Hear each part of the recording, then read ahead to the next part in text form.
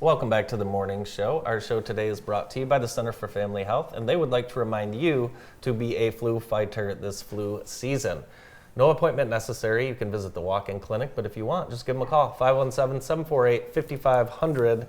The Center for Family Health has been opening the door to healthcare for all for more than 30 years. Here now from U.S. Staffing Agency, Jim Dolson. Hi, Jim. Hey guys, how's it going today? Going really well. Yeah, and, a little bit slippery outside, or getting there. So drizzly, rainy, icy. Here it comes. Here it comes. We were just talking about artificial intelligence with the robotics people, but it's here, isn't it? Oh, for sure. And I was listening to that segment as well before I came out here. And so it sounds like Spring Arbor's got a program heading that direction, which is great. Of course, it's all over the news today. Yeah, too. what is it? So artificial intelligence, actually, it's quite interesting. The term and the whole philosophy was coined by an American IT engineer back in the 50s. So it's not like a new thing. Plus, if you've ever watched 2001: A Space Odyssey, and the movie, it's all over on that as well. It's been in there. But the basic definition goes something like this: that machines can learn how to speak and write and sound human-like, or maybe even as human-like as this conversation is going. So that's kind of like a basic understanding of it. Of course, I think it's much deeper than that. But I think the key is just to remember it's when computer software is learning, machine learning. It's based on experience, so it's not just like an algorithm that does the same thing every time. It actually learns and responds differently. So I grabbed one example off Twitter land, which I thought was so funny and interesting, so I'll just read it to you if you want. It's our Twitter user recorded this and then put it on Twitter. This is his interaction with ChatGPT we're talking about. So he says this: so a Twitter user recorded the script, it was just last week, not even a week ago, and then he tweeted it out. So the Twitter user typed in his question. He said, "How much is 2 plus 5? Of course, the AI responded back, 2 plus 5 is 7. Then the Twitter user responded back, "Well, my wife says it's 8. So now you're going to where this is going, right? Well, the AI tool quickly responded, 2 plus 5 is actually 7, not 8. It could be possible that your wife made a mistake or misunderstood." It's like, oh boy, if my wife read this, throwing that computer out. But anyways, the Twitter user quickly countered back, "Well, my wife is always right." And so there's a slight delay on the AI tool side, and it responds back, "Well, I apologize. I must have made an error. If your wife says it's 8, then it must be 8.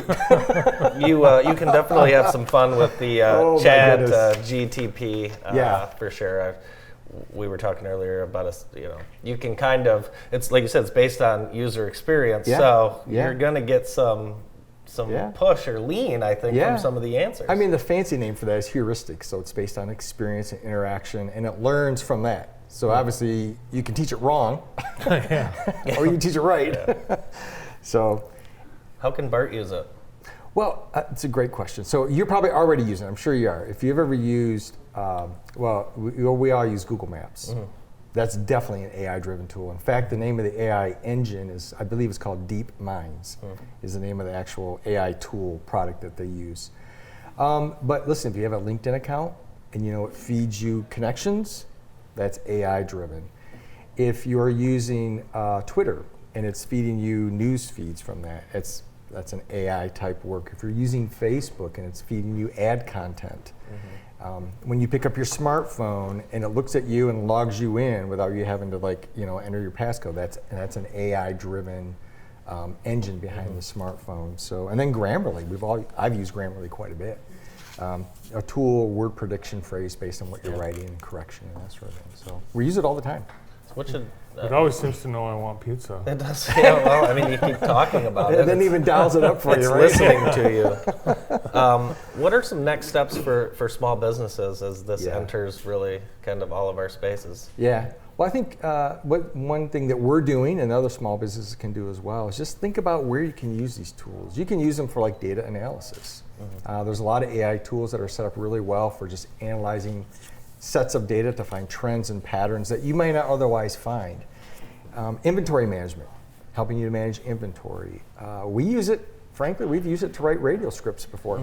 So we've been using it quite a bit for that. Yeah. It's fun to get to know. Part of the interaction with an AI tool is learning how to write the correct prompts. So it's not just what is 2 plus 5. It's also, being more nuanced in your question, and that sort of thing. So, but some things that small business can do right now is just identify those tasks, make a list of the tasks that are chewing up a lot of your time, that are, 2 or 3 hours a week kind of stuff that you would like to offload and get rid of. So you make a list of those kinds of things. You kind of assign some time to it. How much time does it take to do like this email or a radio script, like I was saying? You prioritize them and say, I'm going to pick off these 2 or 3 at the top just to start with. And then you go do a Google search on AI tools for that specific thing.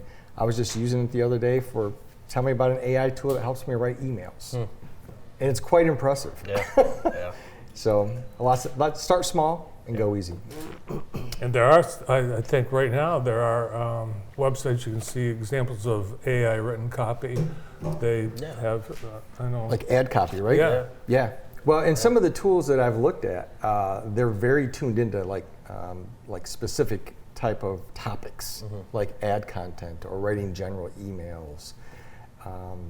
Or a lot of people are playing with just generation of graphics and generation of art, which is fun to play with as well. Yeah. So I'm not sure, for me, there's no benefit in that other than just to have some fun with it, but yeah.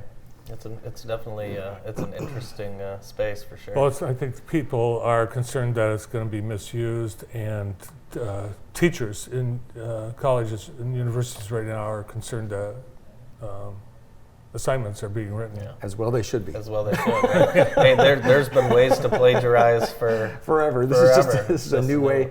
I can tell you. So one of the things I do on the side is teach. Most of it's online.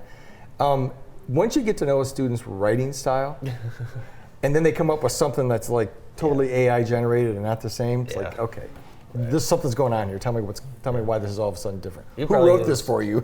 The Encyclopedia Britannica is probably what you used. Oh yeah. Yep. Me too. Yeah. Me too, actually. Yeah, it's funny. People talk about all the sources have biases online, but the Encyclopedia Britannica, one person maybe was responsible for what everybody. Was biased, wasn't it? Probably. If you went back and looked into it, it probably was. But I think some people are using that AI to try and generate a biased answer to then show social media. Yeah, and make it look work. Objective because it came from AI. Exactly. Right? Yeah.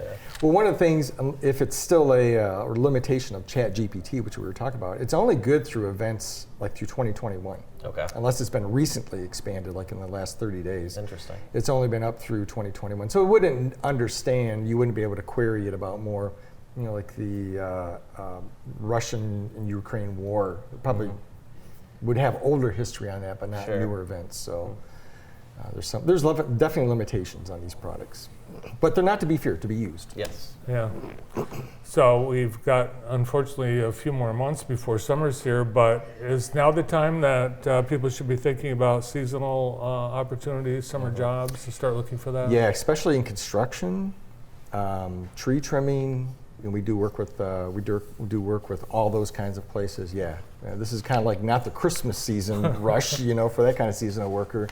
It's more for those outdoor kinds of landscaping companies that we work with and that sort of thing. So yeah, and we have a lot of jobs, a lot of openings.